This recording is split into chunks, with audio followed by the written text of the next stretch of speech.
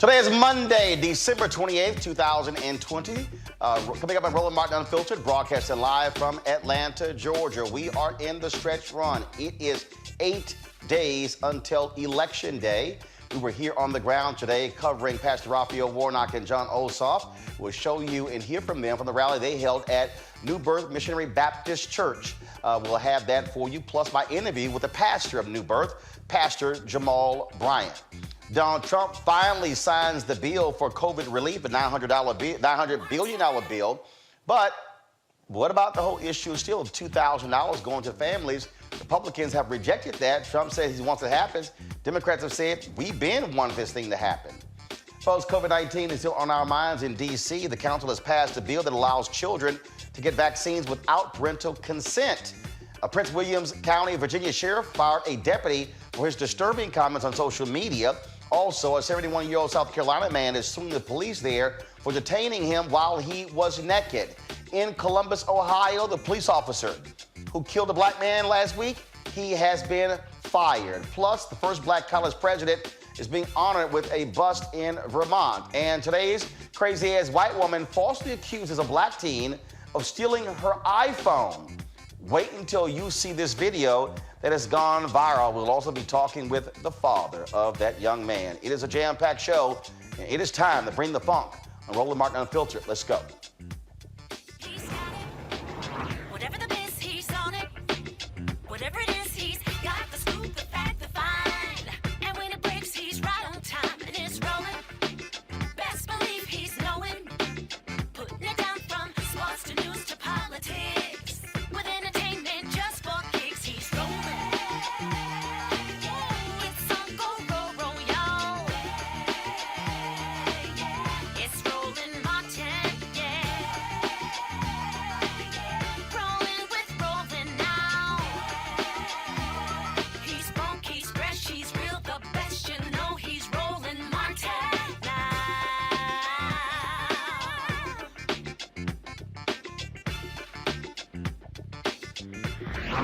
Martin. Folks, we are broadcasting from Atlanta, Georgia, where we have been spending the last several weeks focused on the Georgia Senate runoff. Huge implications when it comes to these two seats. John Ossoff, Pastor Warnock, they are running against Senator David Perdue and Kelly Loeffler, both Republican incumbents. If they win, of course, Democrats will control the United States Senate, and Vice President Kamala Harris will break all tie votes. There were two events today. Today, Pastor Warnock, he spoke in Gwinnett County, and we live streamed that particular event. And of course, John Ossoff and Raphael Warnock both held a concert and rally, a Get Out the Vote rally at New Birth Missionary Baptist Church in DeKalb County. We're going to hear a little bit later from Pastor Jamal Bryant. A lot of things have been happening going on here in Georgia. The folks at Black Voters Matter, they have been going to council meetings, they've been going to court, battling efforts to frankly strike black folks from voting.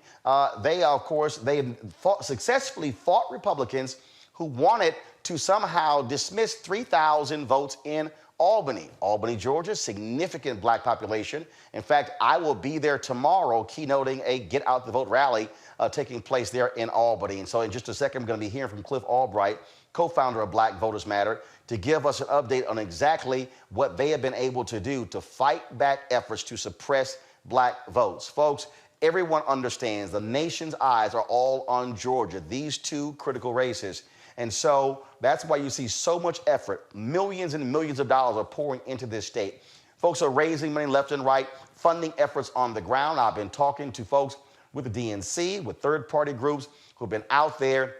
As I mentioned, Black Voters Matter, they have been really focused on what's been happening out there in rural areas. The Black Church Political Action Committee, same thing. They have been focused out there as well. Jamal Bryant, when you hear from him, he's involved with them. He told them, y'all completely ignore Atlanta. Go out to rural Georgia in order to get those black folks energized and get them to vote. Here's the deal. Early voting ends this Thursday here in Georgia. Some counties, it ends on the 30th. Others on December 31st. But the Ossoff and Warnock campaigns, they desperately want to get as many people locked in to vote early as opposed to January 5th, which is Election Day. Let's now go to Cliff Albright, the co-founder of Black Voters Matter. As I said, they have been on the ground galvanizing folks, but also challenging Republican efforts to stop black folks from voting. Cliff, y'all have some good news about the latest effort where y'all have beat back the oppressors. Yeah, Roland, thanks for having me. Yeah, basically today there were challenges in 2 counties down in Albany, Doherty County, and also in Newton County, which is in South Metro Atlanta, heavily black county. All of these counties were.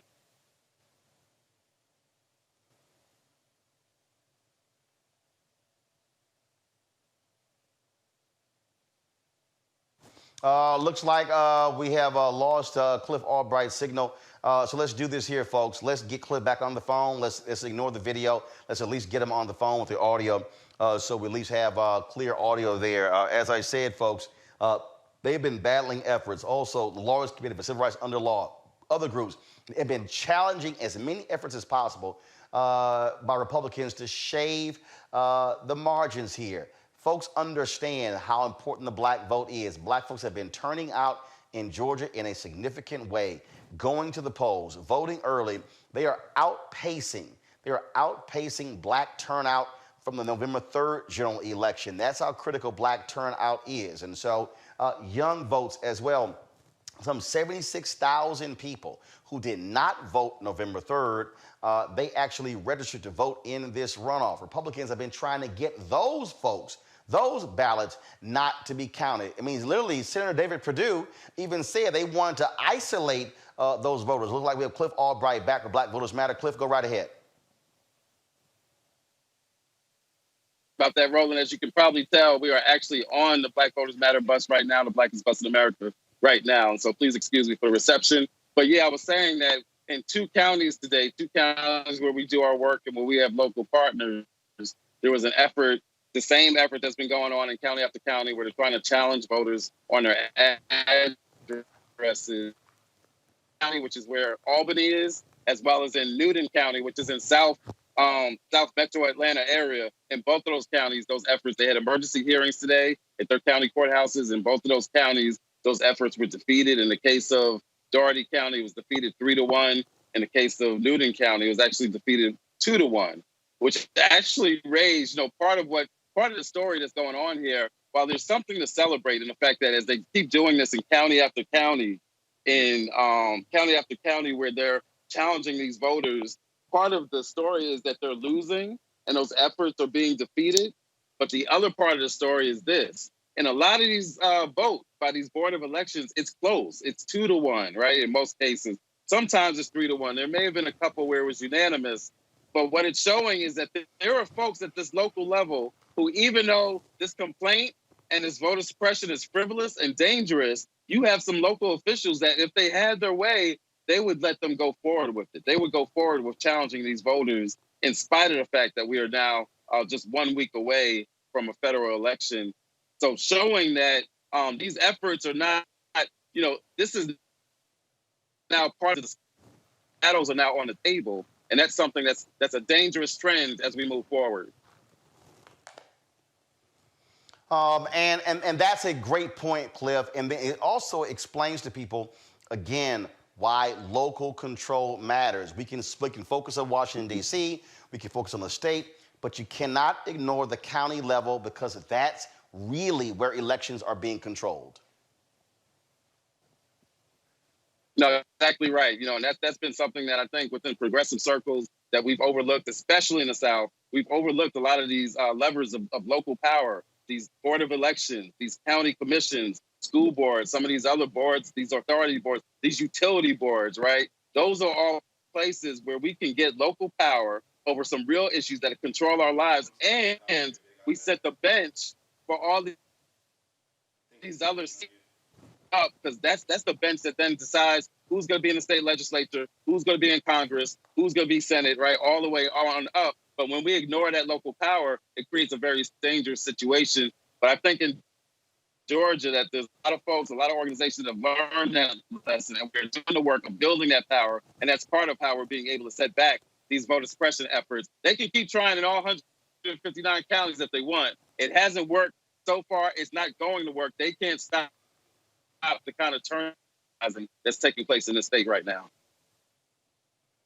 All right, Cliff Albright on the Blackest Bus Tour for Black Voters Matter. We certainly appreciate it, man. Y'all doing a great work. And again, we certainly congratulate y'all on what you're doing. And so let's keep the pressure, keep it going. Thank you, Roland. I appreciate it. Thanks a lot. Folks, as I said, two big rallies held today. Pastor Raphael Warnock was in Gwinnett County speaking there. We covered that event, but we also were at New Birth Missionary Baptist Church in DeKalb County, where they had a concert and Get Out the Vote rally. Both John Ossoff and Raphael Warnock both spoke there. Here is some of that particular rally. We wind up with David and Kelly. Hey, say it with me now. Say vote. Say vote. See, we deserve better, DeKalb County, than two United States senators who saw a pandemic as a chance to enrich themselves but have blocked relief for the people they represent for 8 months. We deserve better, DeKalb County.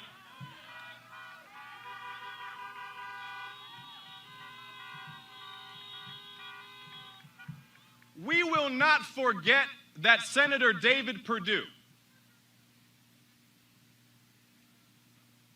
the same man who called his broker to buy medical and vaccine stock when he found out what was coming, opposed even the first round of $1,200 checks for his own constituents. David Perdue does not care about us.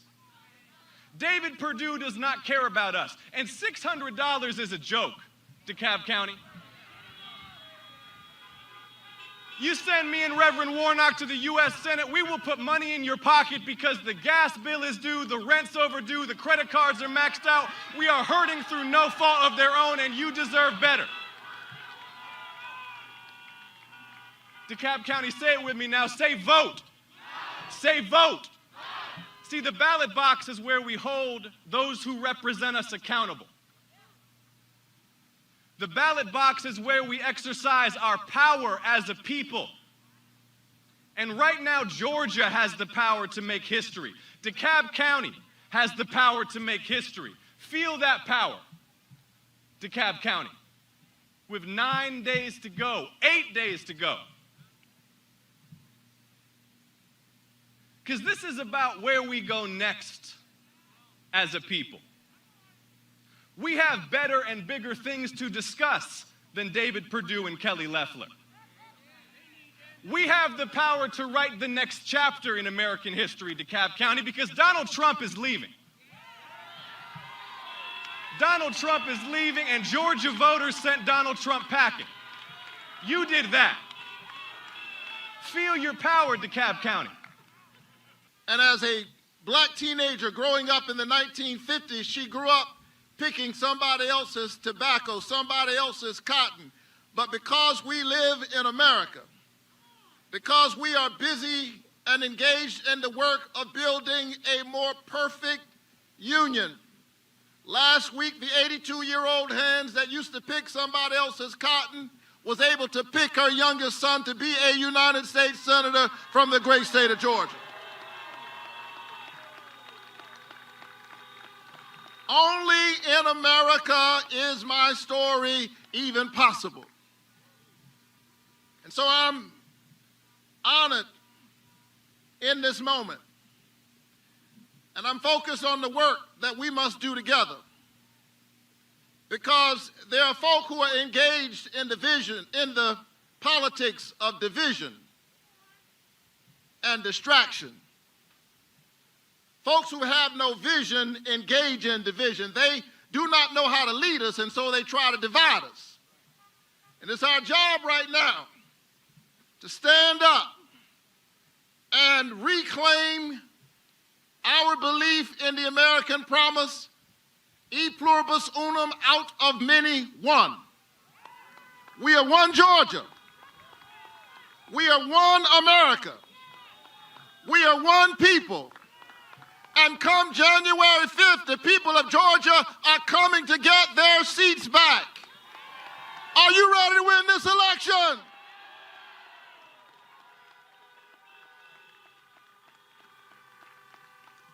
We got work to do.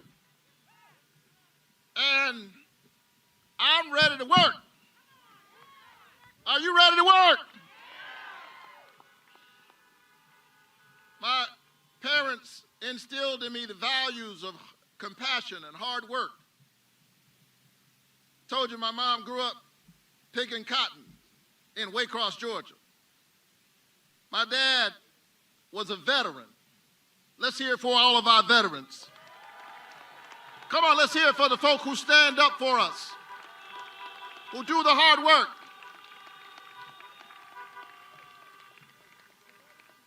But we got to do more than cheer for our veterans. We got to make sure that when they come back home, we act like we remember what they did when they were away. They shouldn't have to fight just to get health care.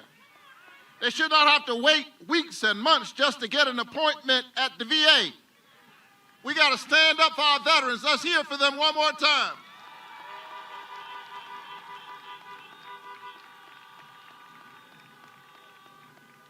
My dad was a veteran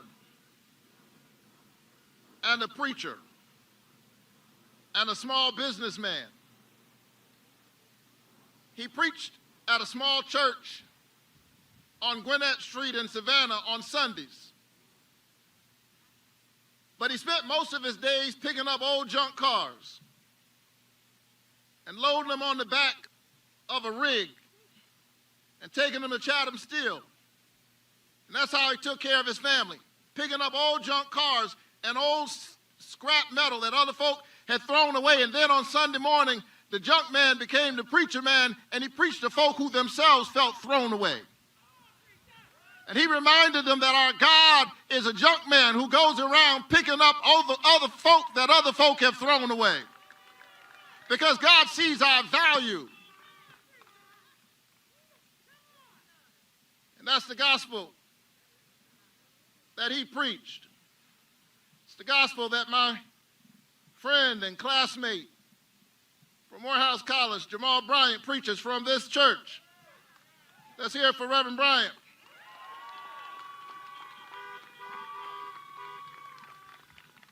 That's the work we must do together.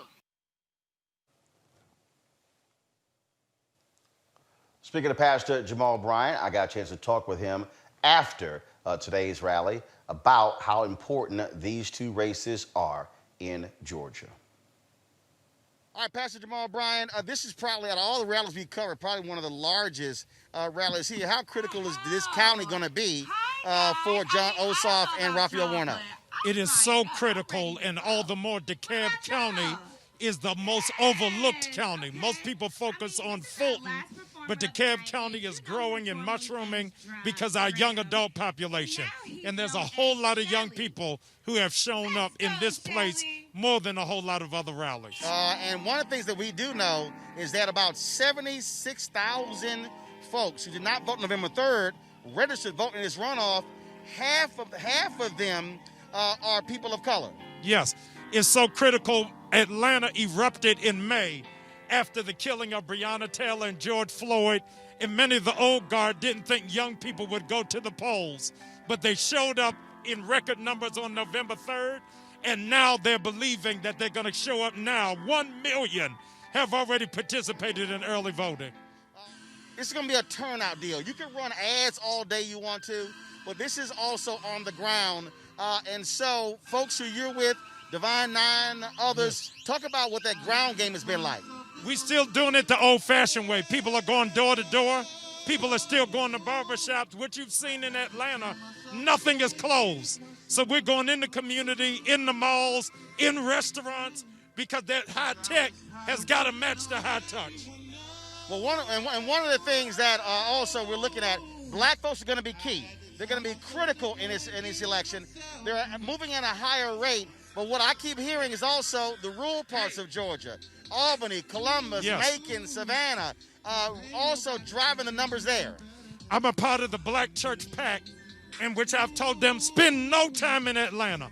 It is the rural areas that need to support mobilizing those pastors. So we're in places like Noonan, Georgia, and Macon, Georgia, and Warner Robins, Georgia, because those are those areas, little numbers, will make a big impact. And what has been the response with the black church, Pat? I've seen their bus. They've been traveling around. How has that been going? It's giving the church to come outside of the stained glass and come in the street corners. It's forcing the church to be its authentic, historic self. And so it's a great time for the church. And obviously in this COVID world, what's also happening is that the church also, look, you don't have all of them coming and congregating. Yes. So they had no choice but to be digital. So they're going to really do the outreach to get people out voting. The irony is that you've got a black pastor running for Senate, which demands that the black church can't be on the sidelines. It's got to be on the front line. You've interviewed me many times about the role of the black church, and now the black church has no option but to know you can't be a spectator. You've got to be a participant. All right, then. Pastor Bryant, we appreciate it. Let's do this. All right, folks, let's go to our panel. Dr. Avis Jones-DeWeaver, she's political analyst. Mustafa Santiago Ali, of course, PhD, also former senior advisor for the Environmental Justice EPA. Dr. Julianne Malveaux, economist, president emerita with Bennett College. I'll start with you, Julianne. Ground game. 8 days until Election Day. 3 more days of early voting here in Georgia, Tuesday, Wednesday, and Thursday. This really is going to be about that point that Pastor Jamal Bryant just made. I know these folks today, these Democrats, these political analysts, they love focusing on phone calls and text messages and digital ads, things along those lines. But the reality is you've got to connect with people, go where they are, go into those places to get them to go out to the polls, because this, when you say every vote matters, this election could very well come down to 2, 3, 5, 10, 15, 20,000 votes, considering Joe Biden won this state by less than 12,000 votes. Absolutely, Roland. This could be 1% of the vote. And I expect if it is 1% of the vote, they'll recount. But the fact is that black folks have boots on the ground. You have Melanie Campbell, a National Coalition of Black Civic Participation. You have LaTosha Brown. You have Felicia Davis. You have black women and men, but I'm plugged into the sisters, who are literally turning it out. They're working 24/7. They're knocking on doors. As many people said, this high-tech thing, I don't mean to be the old fogey. High-tech works, kind of. But the connection works a whole lot better than sending somebody an email.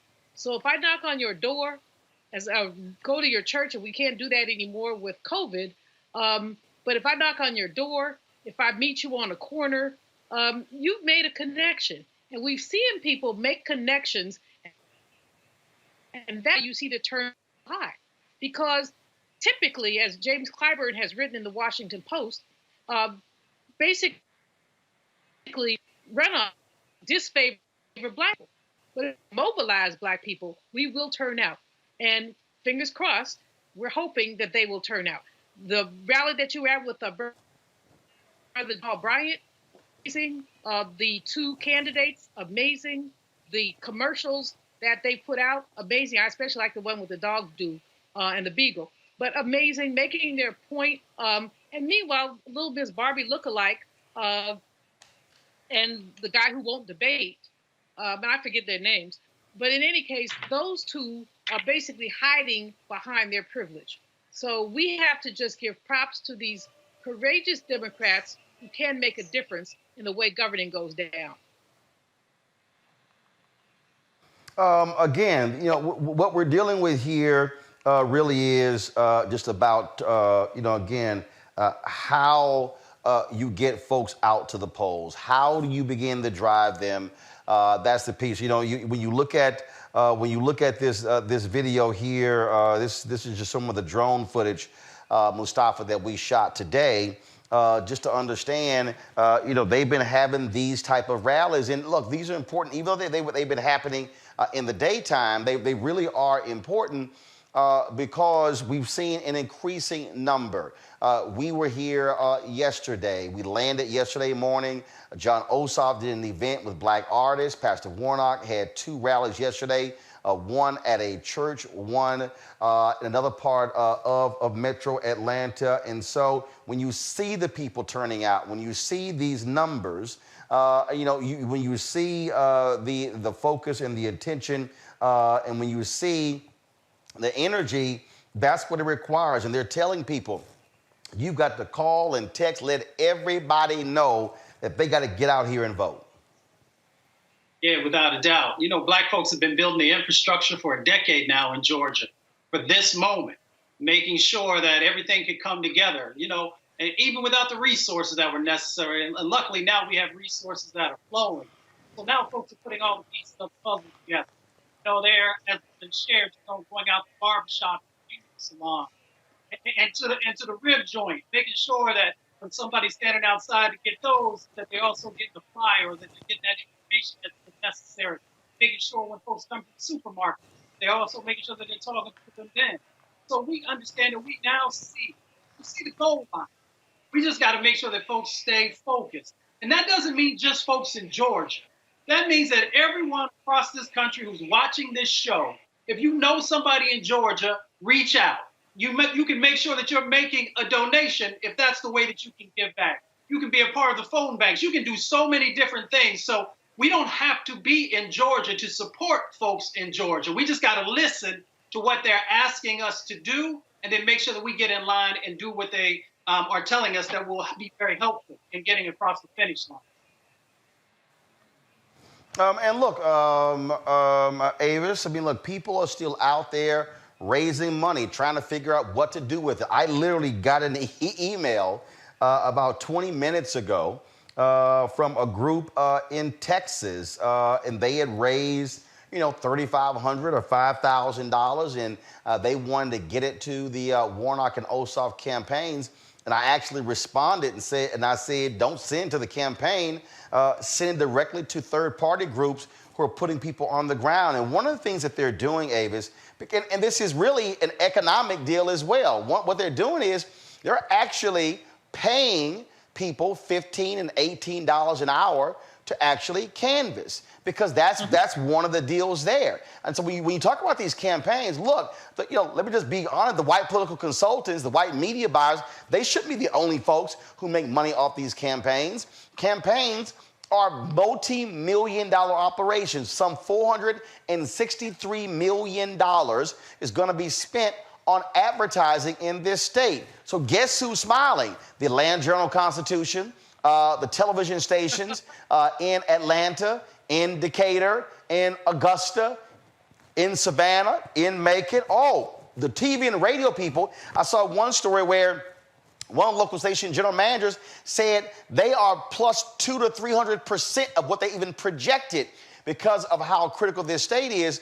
And so the money being raised, a group of alphas, they're raising money. They're sending the money directly to third-party groups to pay people directly to get out there and canvass. That's the level of intensity that we're seeing. Here we are 8 days away, and people are putting together 2,500, 3,500, 5,000, 10,000, saying, where can we send it to have maximum impact? You hit the nail on the head there, Roland. People really need to understand that elections are big business. Elections are big business. If you sort of blow that out to the presidential election, now we're talking in the billions spent, okay?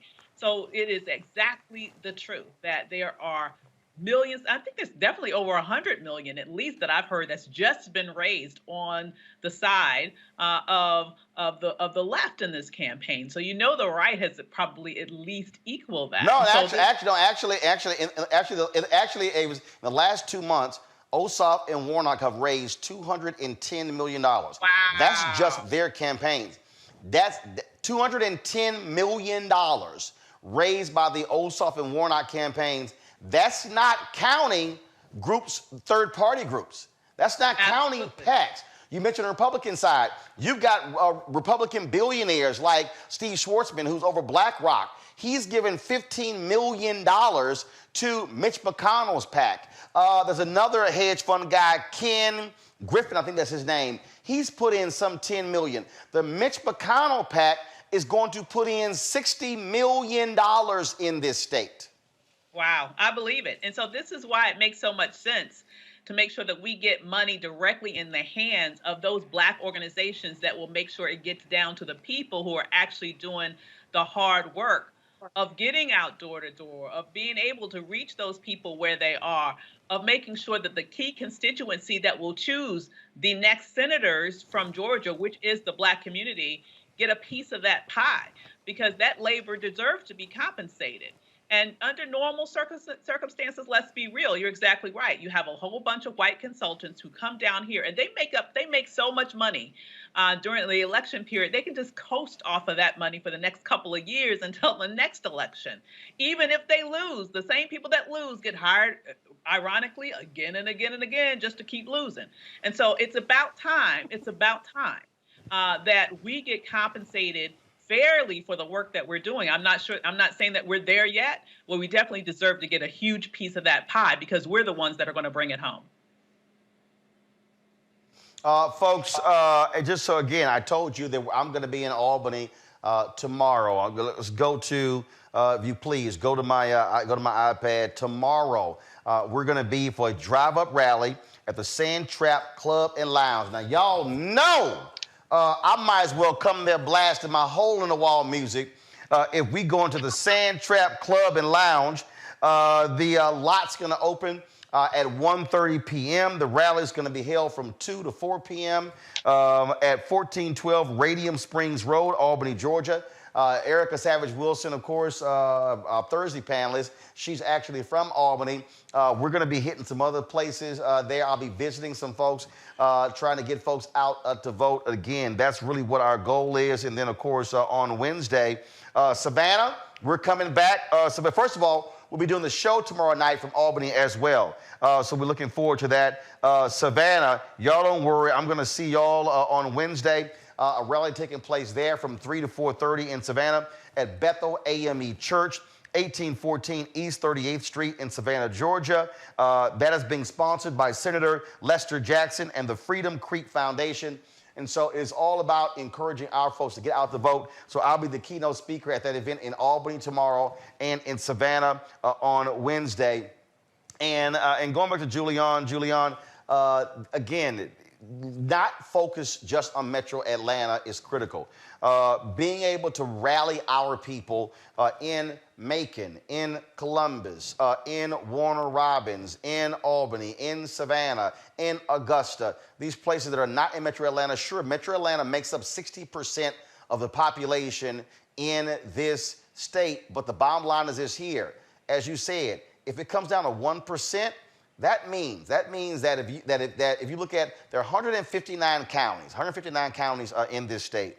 That if Joe Biden won by less than 12,000 votes, but if you just say 12,000 votes, okay, divided by 159 counties, that means that Joe Biden, just use a number, Joe Biden picked up 75 more votes per county than Donald Trump. Now, granted, we know it could have been a big swing, but the bottom line is, out of 159 counties, that comes out to 75 extra votes per county. That's what we mean by every vote matters, Julian. Precisely. I mean, we look at the big cities, and of course, that man always wants to dismiss what happens in our big cities. But in rural areas, what's his name? Jamie Harrison in South Carolina has something called the Down the Road Pack. He talked about you have to walk down the road to get full participation. And that's what it's going to come down to in Georgia. We know that Metro Atlanta is very likely to mostly go for Biden. But what we don't know is the voter in one of these counties like Macon who has never had an opportunity to touch a candidate or someone who has supported a candidate. And that person is going to be motivated by that touch. And so that's what we're dealing with. This is the best case, Roland, that we've seen in a very long time of every vote counts. And we can't afford to ignore a single vote, to dismiss the fact that this person is rural or white or Latino. We've got to go after every vote. This is, and people say this every time, this is the most important election. But if we look at the victory of Biden, it will not be actualized unless we can capture that in Georgia. And that means literally going after every single vote. And there's a lot of money on the table, as Ava says. I mean, $400+ million in ad buys. These PACs, Mitch McConnell PAC, other PACs. But we've got our PACs too. And what we have that advantages us is the boots on the ground. We have folks like Latasha Brown and others who are not sleeping, who are riding on their buses, who are making sure that people understand what's at stake here. But we can't forget, and I love the fact that people all over the country are sending money to make sure that our people get paid, because we always are the volunteers. But if people are taking time off work, if people are pay folks, at least give them a little stipend so they don't have to sleep, wherever. So no, we've got to go after every vote. All right then, folks. So let's talk about this story that just really took up over the weekend. This suicide bomber, Anthony Quinn Warner, who killed himself in the bomb blast in Nashville that shut down an entire block, has really damaged a significant number of businesses. But what's really strange here, Ava, is how these white folks in media are describing this guy. They are afraid to say white domestic terrorist. Now, let's be real clear. If a Muslim had set off a bomb in an RV in a major American city, I think Trump might go maybe 1 minute without mentioning it. Has he said anything about this bomber? No. But it's amazing how they won't call this guy a terrorist. If you blow up an RV in an American city, you are a terrorist. You are a suicide bomber. You are a suicide bomber terrorist. They won't even use the language, Avis. No, and it's not surprising because we see this every time. White violence is always excused. White violence is always minimized. White violence is always, quote unquote, justified. They want to provide some sort of angelic image of this person who committed this terroristic violent act. And it happens over and over and over again. The reality is the vast majority of individuals who perpetrate domestic violence to the extent of terrorism in this country are white men.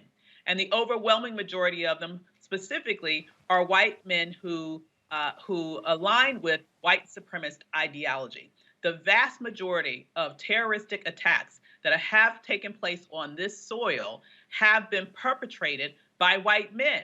Yet when these things happen, you see law enforcement, you see the media go out of their way to contort themselves into all sorts of verbal theatrics to get out of calling a thing a thing.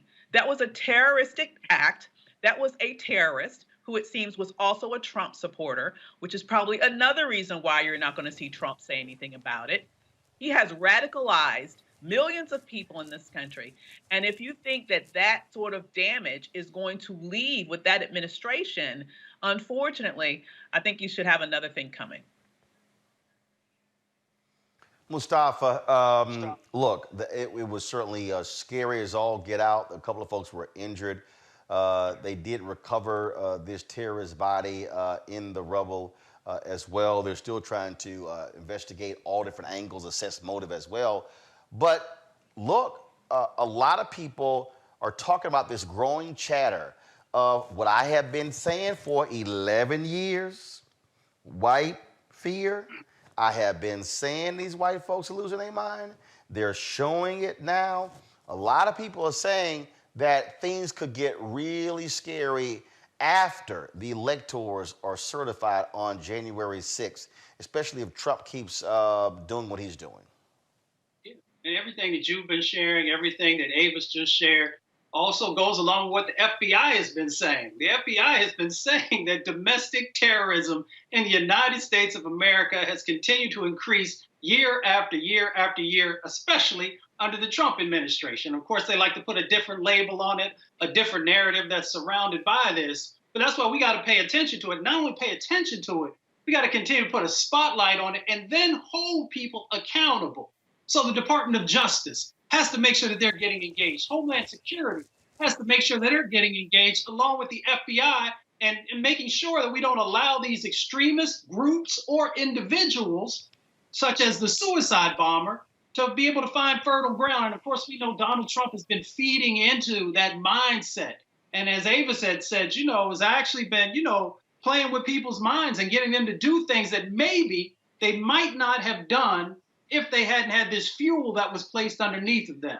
So we got a lot of work to do. We got to stay very focused on this issue because, as you said, Roland, we got some serious times we're about to go into in 2021. And if we don't keep pushing, if we don't keep holding people accountable, we're going to have more lives that are going to be lost. Simple as that. Julian, these are white domestic terrorists. The FBI said the group that we had better be concerned about are these white domestic terrorists. But America does not want to call these people what they are. Not at all. And yet, remember, I guess a couple of years ago, the FBI talked about Black identity extremists. And they put something out there. We were all, because Black identity extremists, because we were Black. Well, Black folks are not running around doing the stuff that this guy did in Nashville. They don't want to use the word because the word is defining. As Ava said, Jim, they don't want to call a thing a thing. They want to make excuses, just like the little white boy they took to Burger King after he shot up that church in South Carolina. So he had to get something to eat. Now, how many times has a Black person who's done anything got himself a Popeye's chicken? Just for the record.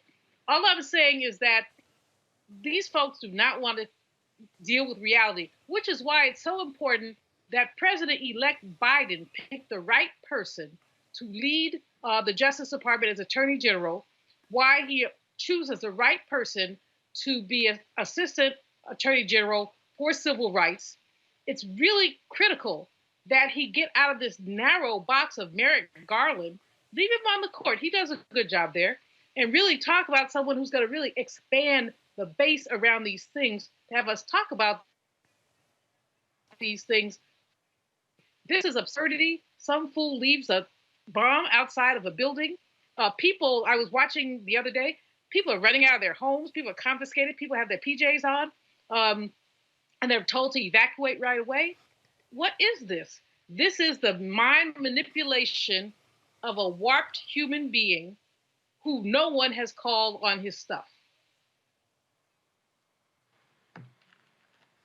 Well, we are paying attention to all of these latest developments.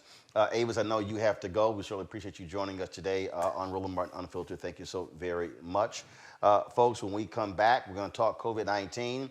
Trump finally signs the bill. Also, what's happening right now, Congress is voting to override Trump's veto of that defense bill because he objected to the renaming of Confederate bases, for military bases, named after other white domestic terrorists known as Confederate leaders. All of that next.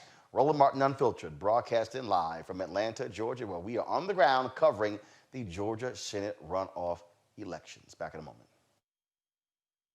Daring to demand the right to vote for Black Americans. In Selma, Alabama, 55 years ago, John Lewis was nearly killed as he and hundreds marched across this bridge.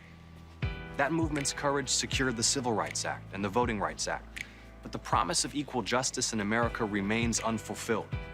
So together we'll fight for a new Civil Rights Act and a new Voting Rights Act to ensure equal justice for all, no matter the color of our skin, to end racial profiling and police brutality, and to stop anyone from suppressing the sacred right to vote. Congressman Lewis gave me my first job. He instilled in me the conviction to fight for justice. He said to never give in, never give up, keep the faith, and keep our eyes on the prize. I'm John Ossoff. I approve this message.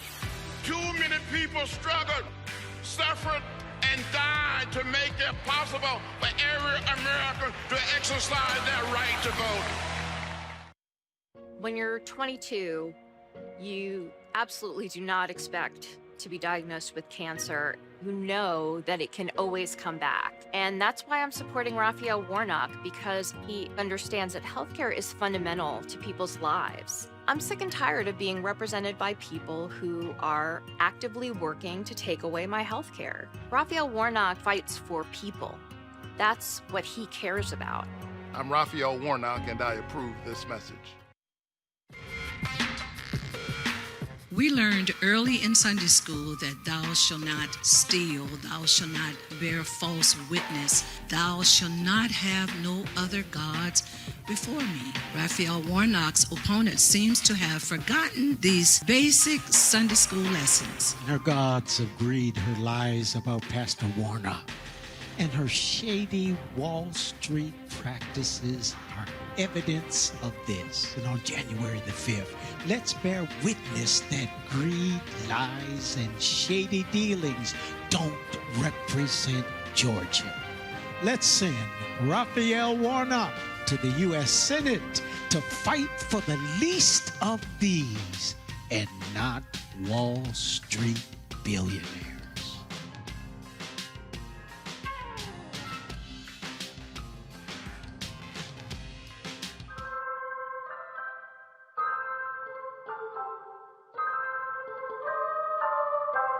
You are leading the way for the rest of this state. And we believe that this state is on the verge of shocking the entire country.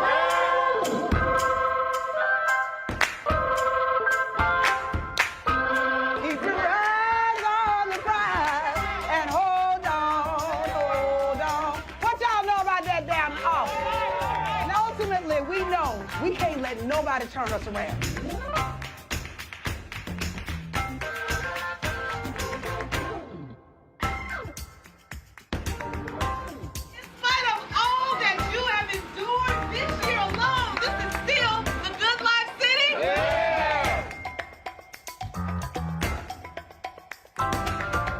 If it turns out that the Senate is hinging on one seat and there's only one race left,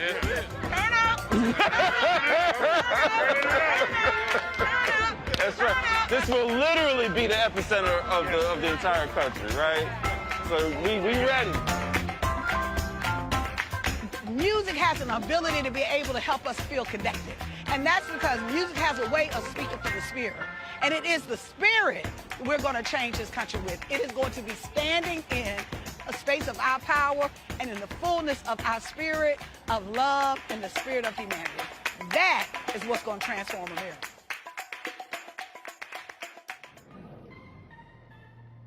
If your vote didn't matter, you wouldn't have so many people trying so hard to stop you from voting. There is some value there. But even when you talk about that people are not paying attention to your issues, I can't pay attention to your issues if I don't even know you there.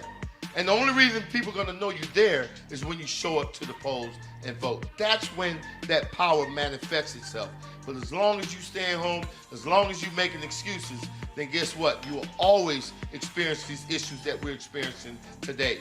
And another thing, don't get caught up in the candidates, right? There's no such thing as a perfect candidate, but you should be going to vote for the most important person, and that is you and the one you love. You talk about you'll fight for the one you love. You're willing to die for the one you love. You need to ask yourself, are you willing to vote for the one you love? Because if you don't, there's going to be somebody's neck on yours pretty soon.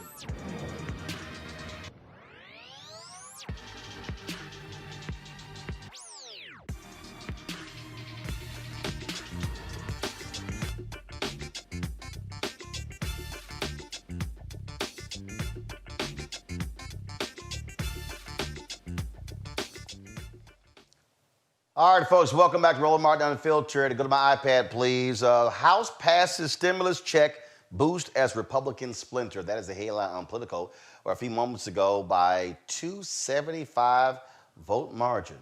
275 people voted for the bill. All Democrats voted for the $2,000 checks to American taxpayers. Also, guess what? Republicans crossed the line. Now the question is, will Mitch McConnell follow the lead? Trump has said 2,000. He says he cut a deal with the Senate Republicans. Let's actually see. The other thing is this here, Julian and Mustafa. This puts lots of pressure on David Perdue and Kelly Loeffler in this state, because the question is, will they vote for it? Mustafa, you first. Well, I guess we'll see. They have not been strong supporters of anything that's been COVID related. So my expectations of them has never been that high. But they continue to go down each and every day on a basic humanity level. By not doing, by not supporting it, you're pretty much, cutting your own throat. And I hate to say it that way, but you really are, because everyone across this country is hurting, and folks need relief. And if you're not willing to give folks serious relief, why should they give you their vote? Well, Mustafa, everybody's not Mitch hurting. but Julian, here's the deal. Mitch McConnell is going to be also in the pickle, because he's got Republicans in his caucus who do not want to support this. All of a sudden, they care about the deficit. But he also knows this could be really painful to Loeffler and Perdue. If they're going around Georgia, here you have Loeffler, the richest member of Congress, saying, nah, Americans, y'all good with $600, not $2,000. They're going to have to answer the question, and then they're going to have to answer the question, do they even agree with Mitch McConnell if he chooses not to bring the bill up? So this could actually hurt them in Georgia. Oh, it absolutely will hurt them. The only challenge the interesting thing, Mustafa said everybody's hurting. No, everybody is not hurting. There are a whole bunch of Americans who are doing quite fine, thank you. The top 45 of the Fortune 50 companies have their profits up. So anyone who's holding stock in those companies is making more money. And this is where we see the bifurcation. We see about nearly 1,850,000 people a week filing for new unemployment claims. We see, we've all seen the lines snaking around corners. We've seen this new term, food insecurity, which to me just means hungry. But we've seen this new term being bandied about quite a bit. And so there are those who are hurting, but there are those like little Miss Barbie, I think her name is Kelly, who is doing quite fine. So Mitch McConnell is sitting somewhere between a rock and a hard place.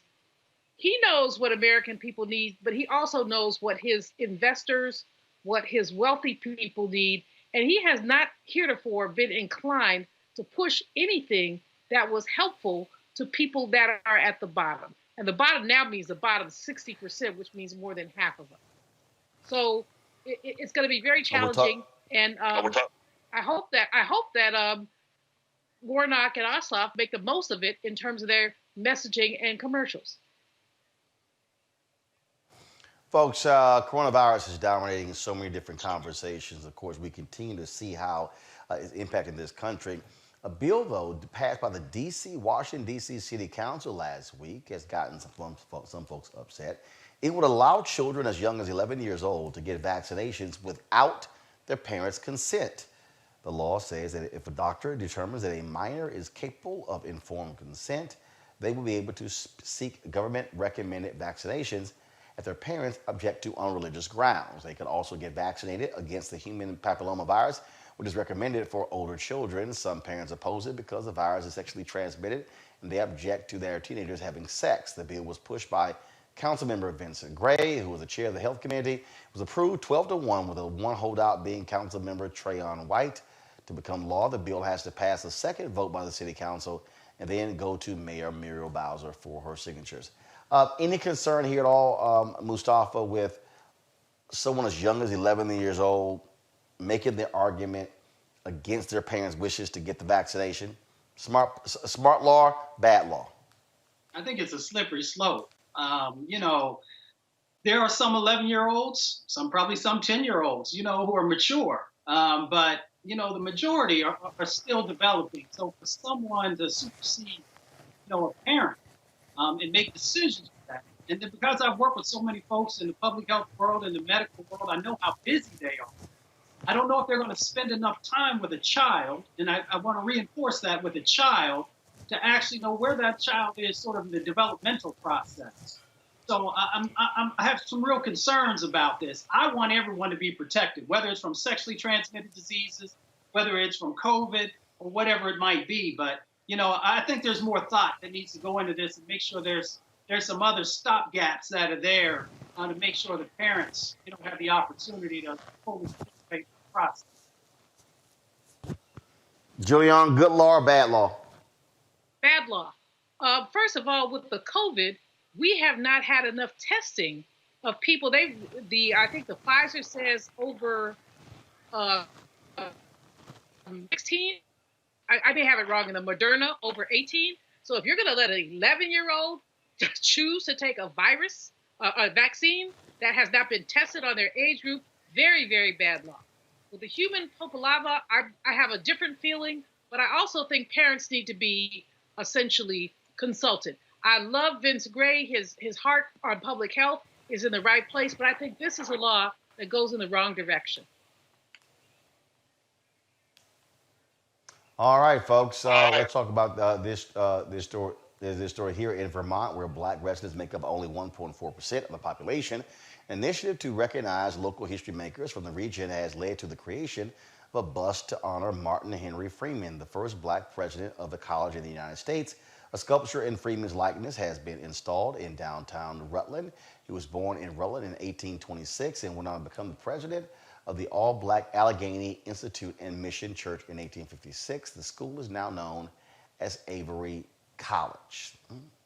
Certainly, that's a big deal there. So, congratulations to all the folks there. All right, folks. A Prince William County Sheriff deputy in Virginia was fired during the Christmas holiday for posting disturbing comments on a conservative social media site.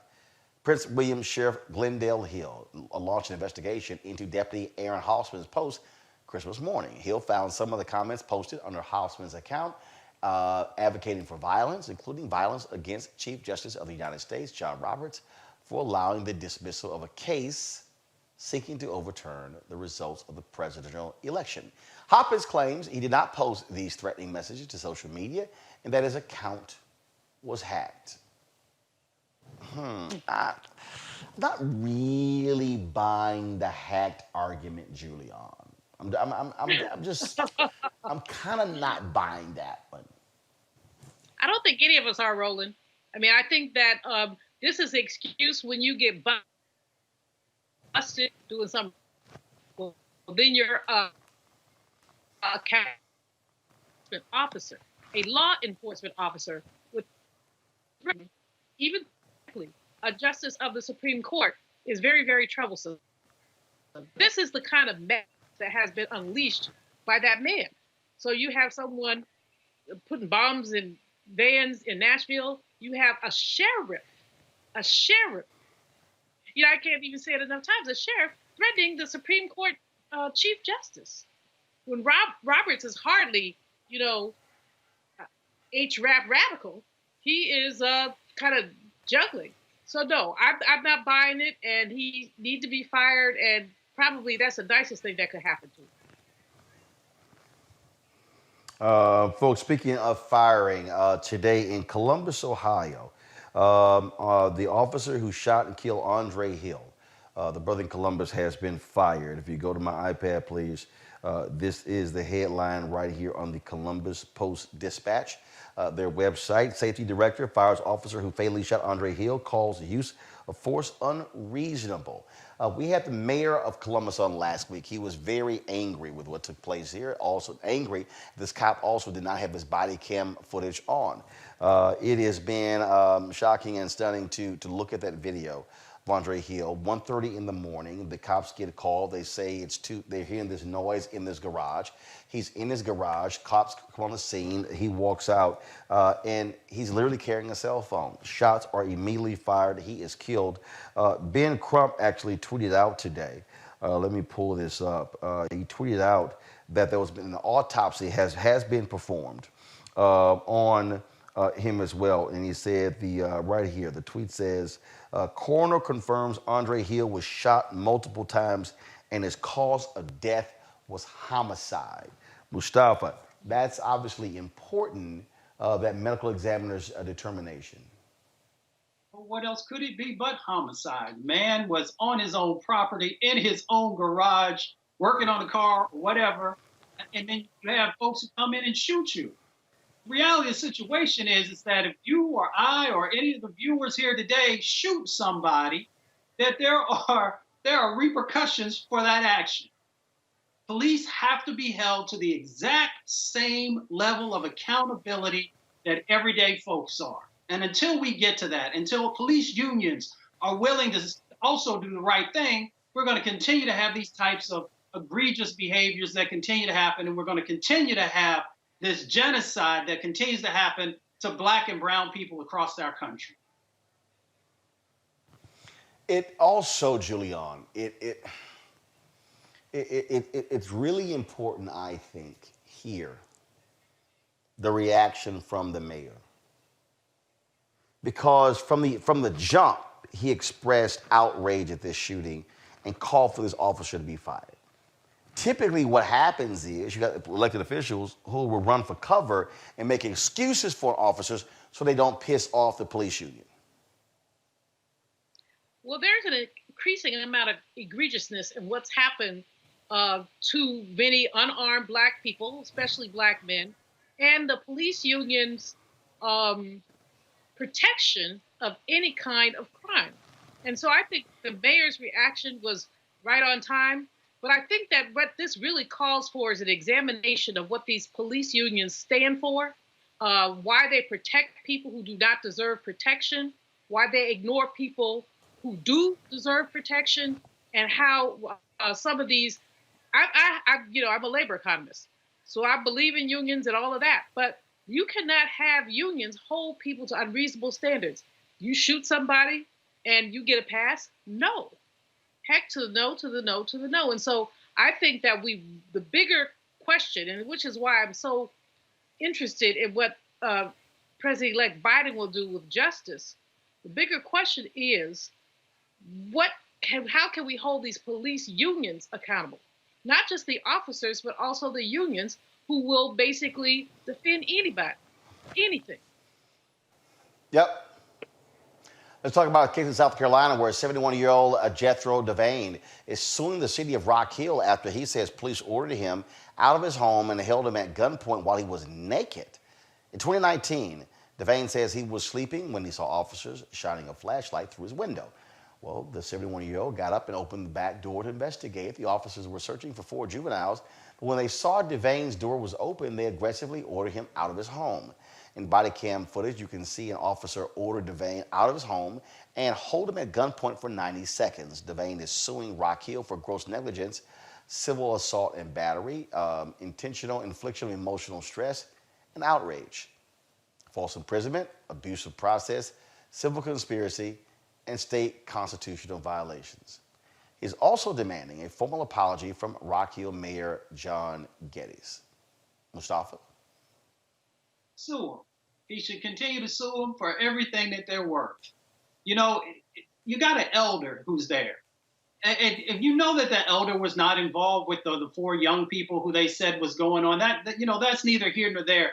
They continue to do these types of things that are inhumane at a minimum.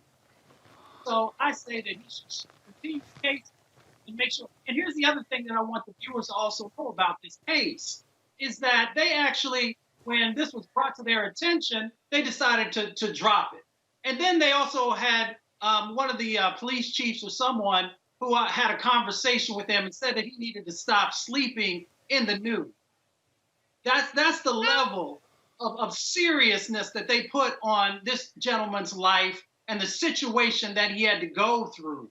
So sometimes the only way you can get folks to get some do-right is by actually hitting them in the pockets. The problem with that is that lots of times that comes from taxpayer dollars instead of from the folks who are doing these infractions and these dehumanizing types of actions against Black folks. So I'm all for it. I hope he gets every dime that he's entitled to. If he wants the apology, that's great. He has every right to ask for that. But hit them in the pockets until they actually do the right thing. Julian, just like the woman in Chicago, where they busted into her apartment in 2019. I don't recall often seeing white women butt naked being held at gunpoint by cops. It's just very interesting how it's consistently Black people. It's the dehumanization of Black people. It's the re-enslavement of Black people. It's why we have a slogan that says Black Lives Matter. No matter what happened, it would not have taken one of those officers a minute to go and give the man a robe. So this was about dehumanization. Go get his robe. I mean, if you really thought there was something wrong, just go and so the comment that he shouldn't sleep in the nude is specious. Probably a third of all Americans sleep in the nude at some point or another. I don't have any statistics on that. I'm just guessing. But in any case, Mustafa is right. Sue him till it hurts. But it doesn't hurt the individual unless they have some culpability. So if the city has to pay, let's say, I don't know, whatever, make the offending officer pay 1 or 2% of it. So the city has to pay $50,000, and the officer pay $5,000 of it. If you hit that officer in his pocket, he or she will understand that this is just unacceptable. And then the whole notion of the apology, people have apologized for slavery. They didn't do anything. There are no reparations. But the first thing that should have come out of that mayor's mouth was, we apologize for the inappropriateness of this. That should have been the first thing out of their mouth. But again, Black lives don't matter. As you say, Roland, you would not see a white woman or, a white man being paraded around nude. And so why does it happen to Black people? Because we were paraded around nude before. We were paraded around nude on auction blocks.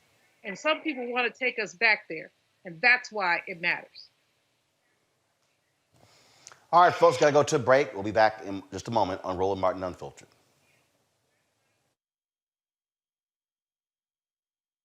This is Dr. Jamal Bryant. Your vote matters. It's coming down to the finish, and this will be every vote counts. And so I'm charging every person in Georgia, make sure you vote, because it'll be your vote that'll send 2 senators to Washington, D.C.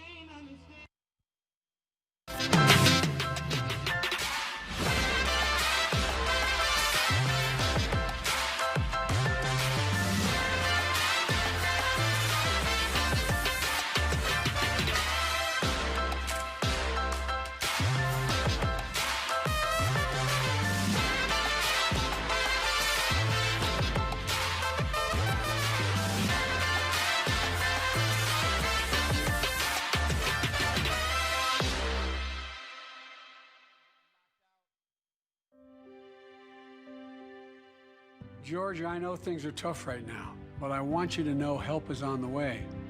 My administration is preparing to beat COVID-19 and get economic relief to the American people. On day 1 as your president, I'm prepared to sign a COVID relief package that fully funds the public health response needed, led by Georgia's own CDC. It will ensure free testing and vaccination for every American, and will get small businesses the assistance they need right now. Let me be clear, I need Raphael Warnock and Jon Ossoff in the United States Senate to get this done. There are folks in Congress threatening to do everything in their power to block our efforts. We need you to get out there and vote for Jon Ossoff as well as Raphael Warnock. We need them in the Senate. God bless America, and may God protect our troops. I'm Raphael Warnock. And I'm Jon Ossoff. And we approve this message.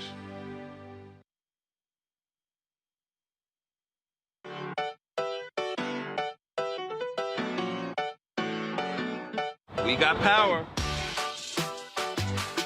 We're about to get ready to launch our We Got Power tour. Slim and I are going on the blackest bus in America. We're hitting the streets again.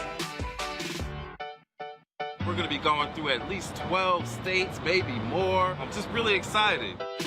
Now, it's a little bit different this time because COVID-19, we've got to wear masks, we've got to be socially distanced, but we are very committed that we've got to get in the streets and inspire and encourage our people in ways that are socially distant.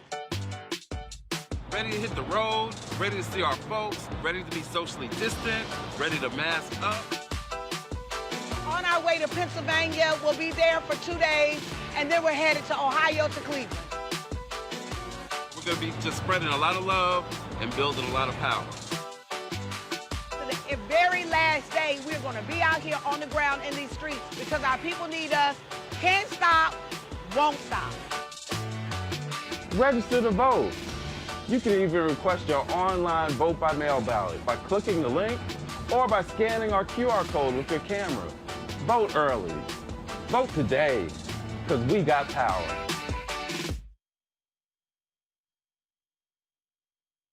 I'm Chrisette Michelle. Hi, I'm Chaley Rose, and you're watching Roland Martin Unfiltered.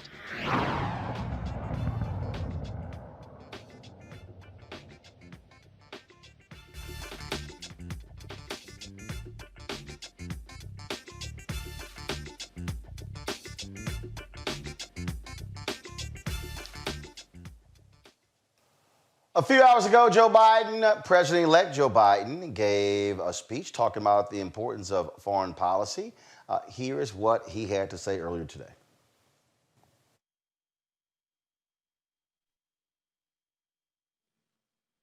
Before I begin, I want to say a few brief words about the explosion that took place Friday in Nashville, Tennessee. Federal, state, and local law enforcement working around the clock to gain more information on motive and intent. This bombing was a reminder of the destructive power that an individual or a small group can muster and the need for continuing vigilance across the board. I want to thank the police department in Nashville, particularly those 5 police officers who worked so quickly to evacuate the area before the explosion occurred, risking their own lives. And for all the firefighters and first responders who jumped into action early on that last Christmas morning. Their bravery and cool-headedness likely saved lives and prevented a worse outcome, and we are eternally grateful to that law enforcement agency. And I know the hearts of all Americans are the people of Nashville as they rebuild and recover from this traumatic event. Now, Vice President Harris and I, along with our nominees to lead the national security institutions, have just been briefed by some of the professionals who have been conducting agency reviews as a part of our transition. This is a long-standing part of the orderly transition of power in American democracy. We welcomed teams from the incoming Trump-Pence administration 4 years ago, gave them access to all that we had.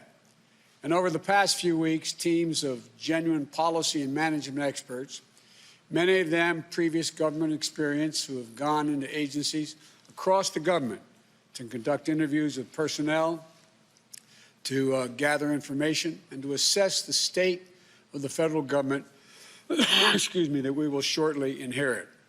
These teams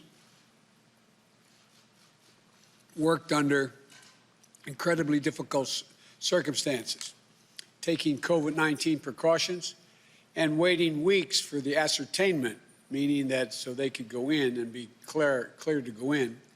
But they have done an outstanding job. For some agencies, our teams received exemplary cooperation from the career staff in those agencies. From others, most notably the Department of Defense, we encountered obstruction from the political leadership of that department. And the truth is, many of the agencies that are critical to our security have incurred enormous damage. Many of them have been hollowed out in personnel, capacity, and in morale, in the policy processes that have atrophied or have been sidelined, in the despair of our alliances and the disrepair of those alliances, in our absence from key institutions that matter to the welfare of the American people, in the general disengagement from the world. And all of it makes it harder for our government to protect the American people, to defend our vital interest in a world where threats are constantly evolving and our adversaries are constantly adapting. Rebuilding the full set of our instruments of foreign policy and national security is a key challenge that the Vice President-elect Harris and I will face upon taking office, starting with our diplomacy. Today, we heard from the leaders of the state and USAID agency review teams about the critical early investment we're going to need to make in our diplomacy, in our development efforts, and in rebuilding our alliances, to close the ranks with our partners and bring to bear the full benefits of our shared strength for the American people. When we consider the most daunting threats of our time, we know that meeting them requires American engagement and American leadership, but also that none of them can be solved by America acting alone. Take climate change, for example. The United States accounts for less than 15% of the global carbon emissions. But without clear, coordinated, and committed approach from the other 85% of the carbon emitters, the world will continue to warm. Storms will continue to worsen. Climate change will continue to threaten the lives and livelihoods, and public health and economics of our existence and literally, the very existence of our planet. We've learned so painfully this year the cost of being unprepared for a pandemic that leaps borders and circles the globe. If we aren't investing with our partners around the world to strengthen the health systems everywhere, we're undermining our ability to permanently defeat COVID-19, and we're leaving ourselves vulnerable to the next deadly epidemic. And as we compete with China, the whole China. All right, folks, I want to dip out of that. I want to go to Julian. First of all, Julian, it'd be great to have a person who occupies the White House who actually knows how to complete an actual sentence. There are some significant foreign policy issues that we're going to have to deal with. One of the things that Joe Biden has said is that he is going to immediately enroll America back into the Paris Climate Accord. But also, it is going to take a whole lot to actually, and I expect his Secretary of State, I expect for President-elect Biden and Vice President Kamala Harris to do a whole lot of work also restoring the trust in the word of America to foreign leaders across the globe. Our international reputation has deteriorated. We have lied. We have withdrawn, reneged on deals. The Paris Climate Agreement is just one of many. Withdrawing from the World Health Organization. There's so many things that have been done that the Biden-Harris administration has just a yeoman's amount of work to do to just get us back to where we were in 2016. Not to mention that the world has changed. So getting back to 2016 doesn't do anything about the changes that have taken place in the past 4 years. The climate change issue is a huge issue, especially for our young people, but frankly for all of us. And we see it in terms of weather every day. But there's so many other issues where 45 had just ignored, just came in with a wrecking ball, literally with a wrecking ball, and ignored any kind of international protocol. And so it's going to be challenging for Biden and Harris to restore that. But I believe they're equal to the job. And I believe that, as you heard Biden talking about, literally the way that people have been let go in the international agencies, reduction of the budget of USAID. There's so many things that were done essentially because we want to make America great again. Well, America cannot be great unless the world is great, unless we play nice ball with the rest of the world. And he was just not interested in doing that. It's going to be a hard job, but it's a doable job. To that point about the Paris Accord, Mustafa, that is obviously a subject near and dear to you. That is going to be really important because America has no choice but to lead when it comes to the issue of climate over the next 4 years with Biden and Harris. I suspect that is going to be a significant part of their focus in terms of the administration. Yeah, I'm pretty sure that on day one that they will make moves right there because that's the baseline, really. That's the basics that you got to have in place. We're the only country on the planet who decided not to be a part of the Paris Climate Accord.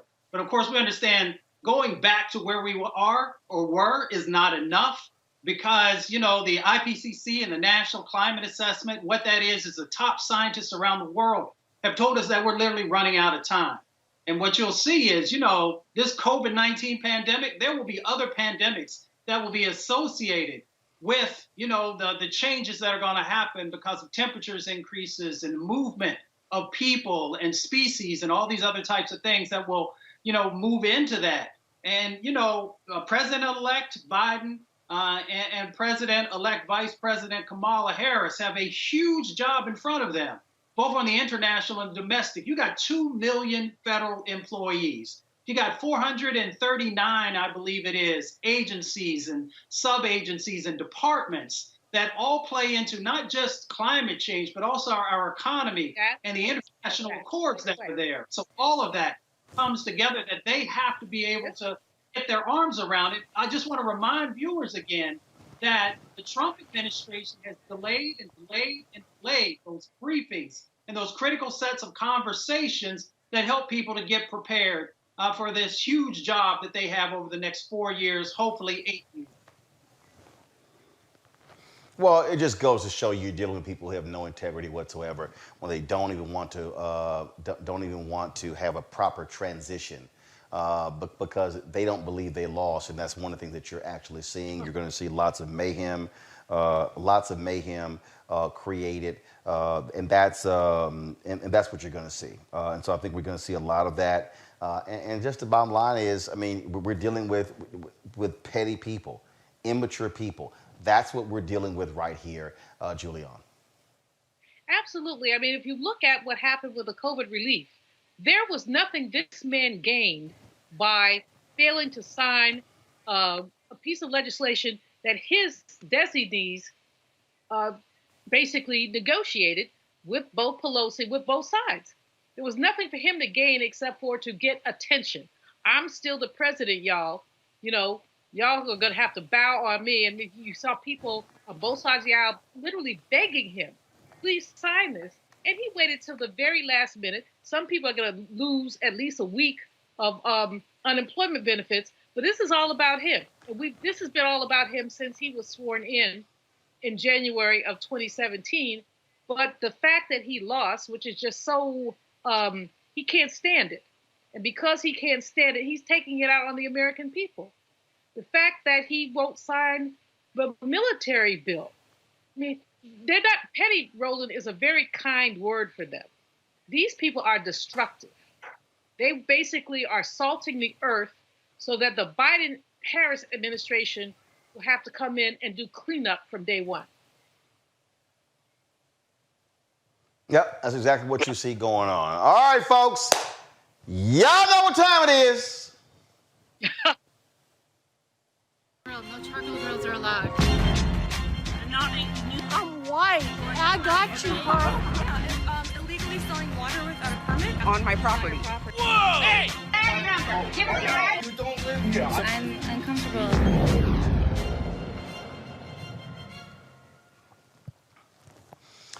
I have consistently said on this show, it's really not wise of people whose skin has not been touched by nature's sun to use the N-word to somebody who's black.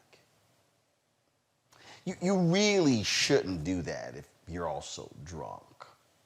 And the brother you're talking to is really big. So when I saw this video, I had no choice. I don't advocate violence, but I have no problem with hashtag Team Whip That Ass showing up in this video. Fuck my mama, fuck your mama, nigga. Fuck your mama. You know You're gonna pop him. I live on 400 Oxford Avenue, 2 blocks away. And you know what's crazy? You know what's crazy? I'm gonna walk to you. I'm gonna walk right to my house for you, bro. Oh God, I'm not trying to disrespect you, bro. I'm not. I'm gonna say nigga all day, every day. Are you kidding me? Where you from, nigga? Where you from? He's Where gonna you pop from? him. Where the fuck you from? Here, nigga. You from here? Get the fuck out of here. You a clown, nigga. Oh God, you a clown, nigga. You from here? You a clown. What, you gonna smack me with that? Smack me with it. Smack me. Smack me, nigga. Come on, yeah. Drop it. Ooh. Yeah, you got yours, buddy. Call me another fucking nigga. I don't give a fuck. Hey, man, you learned his lesson, man. Ain't no reason to be. Call me another nigga. Ain't no reason to find him out. Call me another fucking nigga. Okay.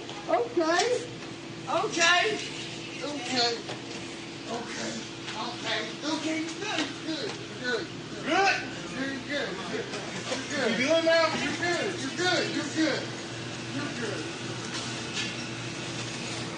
trying to call me a nigga. I don't blame you, dude. You're good. Hey, I can do what I want.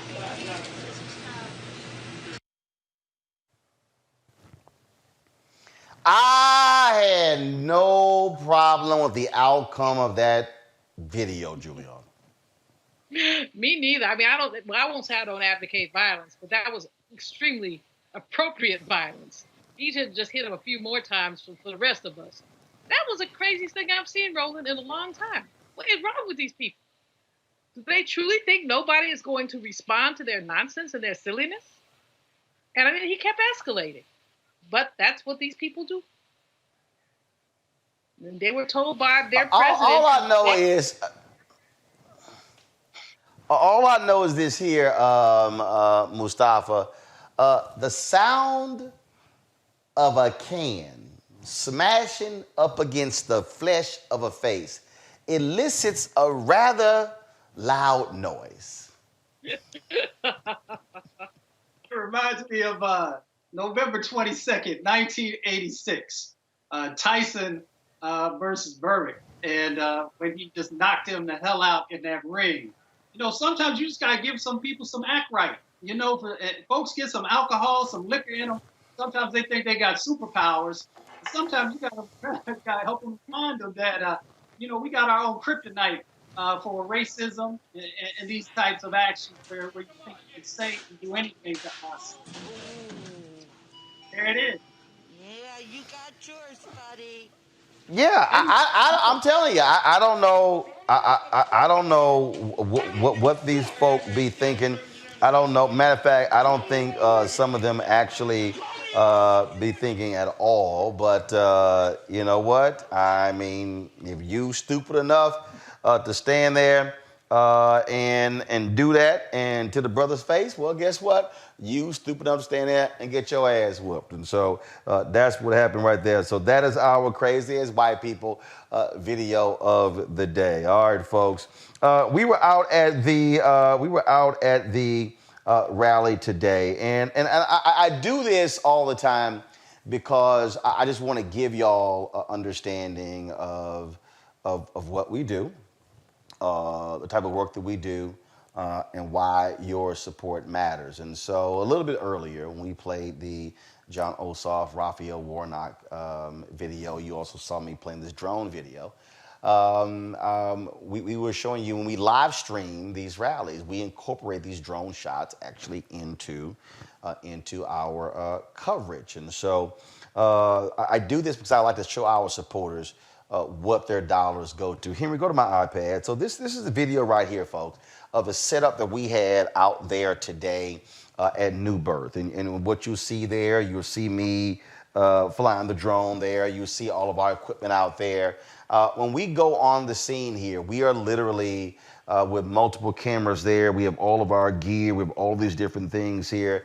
And our whole goal is to give you a much better production value for what we do. That's why when we talk about supporting us with Roland Martin Unfiltered, that's what we're talking about. And so when you support this show, you support us being able to give you a high quality product that is same as, you know, better than a lot of other places. And so that's why it's important. Those of you who want to support what we do here at Roland Martin Unfiltered, you could join our Bring the Funk fan club by going to Cash App, $RM Unfiltered. PayPal.me is /R Martin Unfiltered. Venmo.com is RM Unfiltered. You can support us via Zelle, Roland at RolandSMartin.com. You also have some people who want to support us via Square who don't want to use any of these platforms, but they want to use a credit card. Just go to RolandMartinUnfiltered.com to use Square as well. We certainly appreciate that. You can also send us a money order to New Vision Media, NU Vision Media, Inc., 1625 K Street Northwest, Suite 400, Washington, D.C., 2006. And so we have been, like I say, here in Atlanta, Georgia, on the ground. Yesterday, folks, literally, we landed yesterday. They had the John Ossoff event yesterday where he was actually joining some various, some black artists who were painting signs and murals as well. That was one of the things that they were doing yesterday. That was one of the events that we live streamed. Pastor Raphael Warnock, as I said, he held two events on yesterday as well, and so we had the opportunity to live stream that. And so the technology that we're using, we're doing what, frankly, other black media is not doing. And that is remaining on the cutting edge, giving you the kind of content that you're not necessarily going to see elsewhere, because we believe it's important for us to control our voice, to control our destiny, for us to be able to control the narrative. And so that's why we do what we do. As I said yesterday, John Ossoff had this particular event with these various black artists. This here, folks, this video you're seeing right here is some of the work that we did, shot yesterday. One of our freelancers here in Atlanta shot yesterday. And that's why we're here. We're not here just to sit here and just say, hey, we're here sitting in a house. No, we're out there on the ground. So we covered 3 events yesterday. We had 2 events today.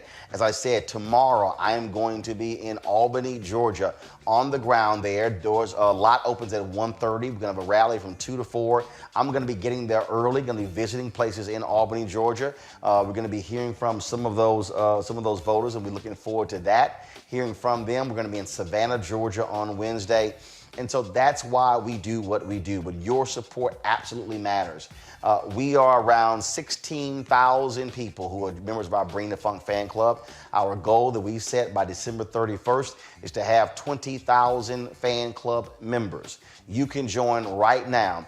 Your dollars go to support this show. Your dollars go to support what we do every single day to bring you the kind of news that's important. We were going to talk about the video of the young black man who was accosted by a white woman over the iPhone. The father confirmed with us to be on the show today, but we had some issues, and so hopefully we will have him on the show tomorrow. So I'm going to have that video for you.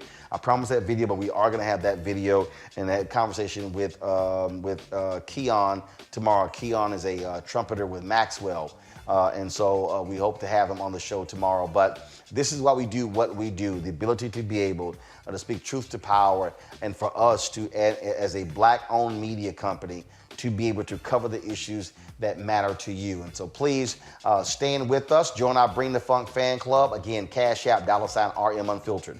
PayPal.me is /R Martin Unfiltered. Venmo.com is Venmo.com /RM Unfiltered. Zelle is Roland at RolandSMartin.com. You can, of course, use Square at RolandMartinUnfiltered.com. You can also send us a money order, New Vision Media, Inc., 1625 K Street Northwest, Suite 400, Washington, D.C., 2006.